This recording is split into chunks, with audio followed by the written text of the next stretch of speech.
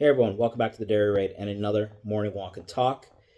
This time from my living room. Went out this morning and recorded said walk and talk.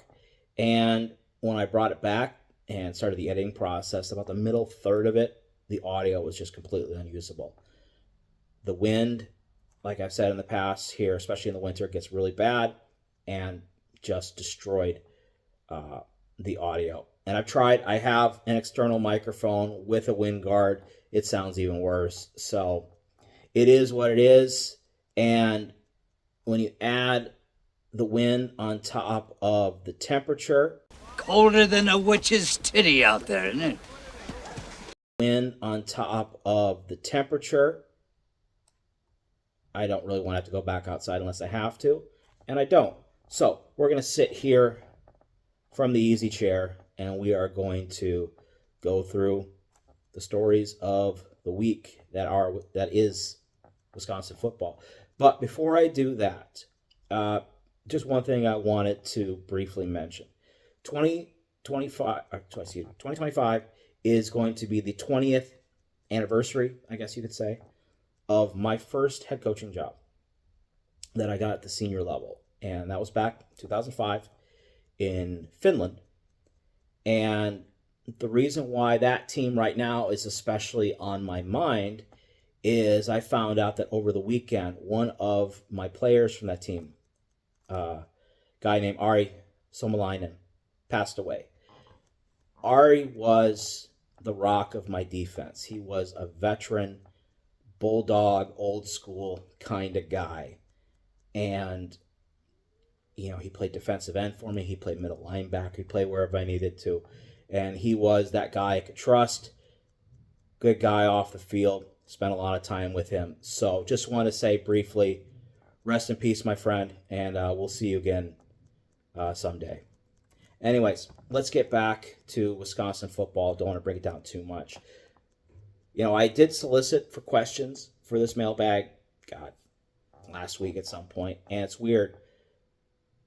About half the responses I got were basically snarky comments about the basketball team, because I think people have this idea that because I'm a football guy, I am hostile towards the basketball program. I'm in the fire guard camp and all that kind of stuff. I'm not. Been a Wisconsin basketball fan my whole life. I was at the NIT game against Manhattan way back in the day. And I'm just haven't focused on basketball as much lately because football has become more of an interest to me. All I can say, though, about the basketball team, Kirk Penny. That's why we're good. Anyways, the other half of what I receive comments and questions are basically were pertaining to what has become the In Focus series that I've been doing that wrapped up yesterday, where I took some of the key aspects of the incoming Jeff Grimes offensive philosophy and broke them down both in the classroom and in the film room. And so we went through the wide zone, the vertical passing game, play action, and then yesterday we finished up with complementary plays and the idea of complementary play design. And so that's all together. And there's a playlist. And if I'm smart enough and I remember, I will put a link to the playlist right there if you want to get even more information on what we can expect from the offense this year. And this time with better audio quality than we had in the original Grimes scheme breakdown video. So check it out there if you will. So from there, let's get into the news of this week. And really, there are only two key things to talk about. First up, let's talk about Max Steinecker and his departure and taking a job at USC. I think two things that I can say from this. First, RIP Wisconsin football. But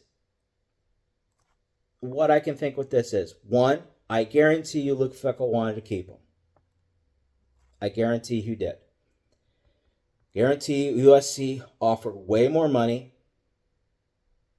And two things could have happened. Either Wisconsin cheaped out, or USC basically gave him a blank check. And Max is a young guy. He's an up-and-comer. He is a big name that is going to ascend the ladder in this personnel department game very fast. He could be an NFL general manager at some point in the next 5 to 10 years. And to develop the name for himself at Wisconsin and then go to a bigger program, and USC is a bigger program, regardless of what you think about their on-the-field product, bigger program, bigger market, bigger spotlight, different recruiting pool, and loyalty can only take you so far. And I think it's a good thing that Max takes this opportunity and runs with it with USC. The type of person he seems to be, could really help that program and help bring it back to where it should be.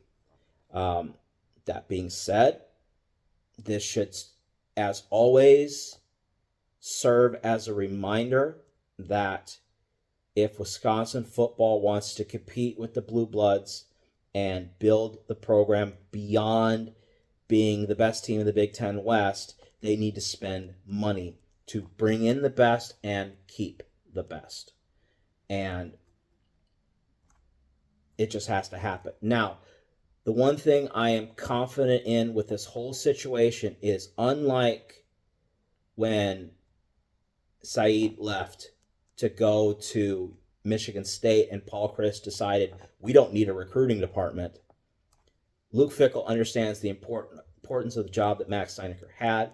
Someone will be in his place. He probably is already there. I wouldn't be surprised, or I would assume that Pat Lambert would assume that role, and they would cycle people up through the ranks to find the next Max Steinecker. And there are several young people within the UW recruiting department who could be the next guy. So as much as it pains me to see the end of Wisconsin football with Max leaving, I think we're going to be okay. So moving on. The next big topic obviously is Nyzier Fourqurean. And he decided to sue the NCAA to regain eligibility. And there were two angles that I've seen this go for, and they both kind of were brought in. One was the idea that being at a D2 school does not offer the same opportunities in NIL that Division I does, which is true, and therefore should be considered separate entities, and therefore have different eligibility rules. I'm not 100% on that. But then also the idea that his 2021 season, he lost a year of eligibility where he had missed most of summer workouts for both the death of his father and injury, and the playing time that he did get that year, which exhausted or took away his redshirt opportunity, were meaningless special teams reps. So the way that I read it, and I could see when it was approved, it says Nyzier Fourqurean's hardship was approved. Hardship waiver was approved. And if that's the angle we're going for, then that makes sense, especially in an era where players are playing 6, 7, 8, 9, probably soon to be 10 years of college football.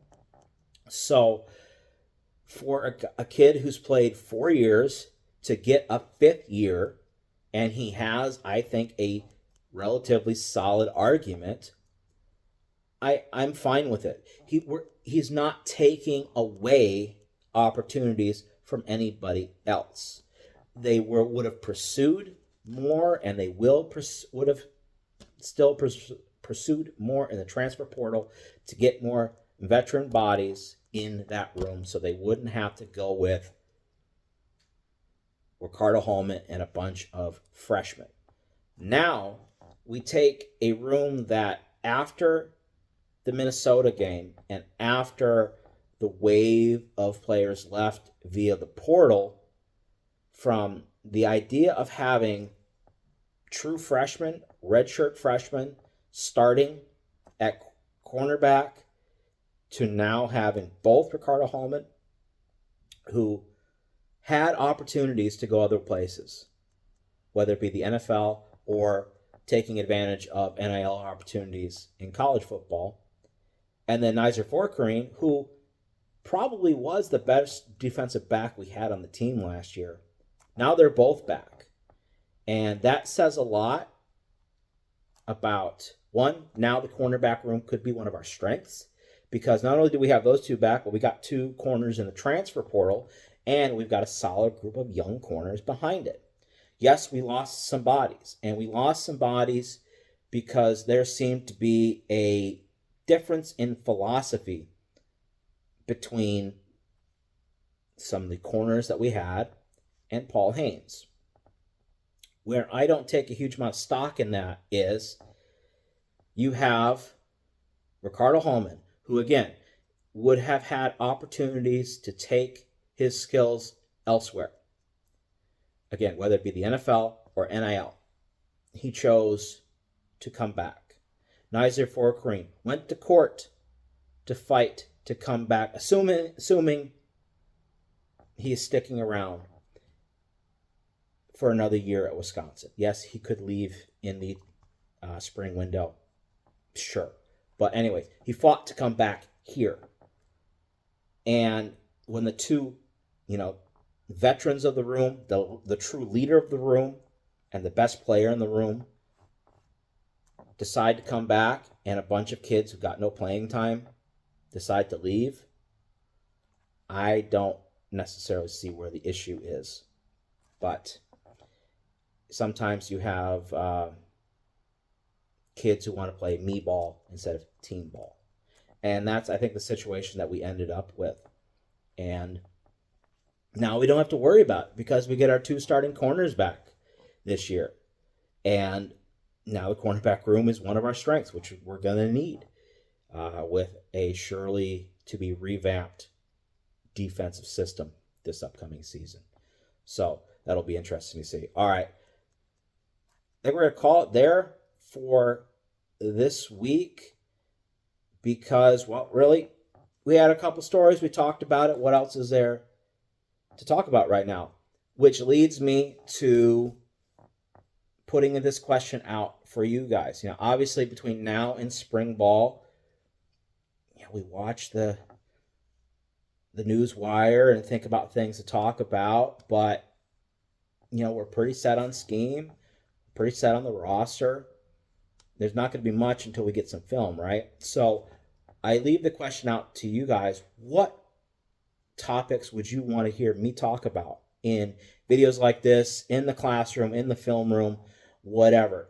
The Dairy Raid has evolved over the last 2 years from a channel that was started mainly to dispel the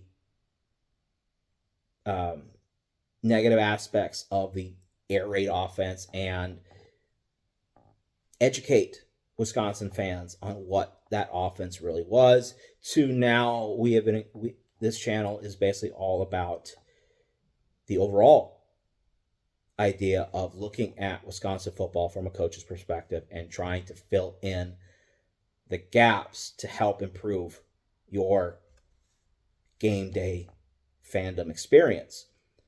So with that being said, what is a topic that we need to discuss and we need to go into detail on the channel? So I post that to you.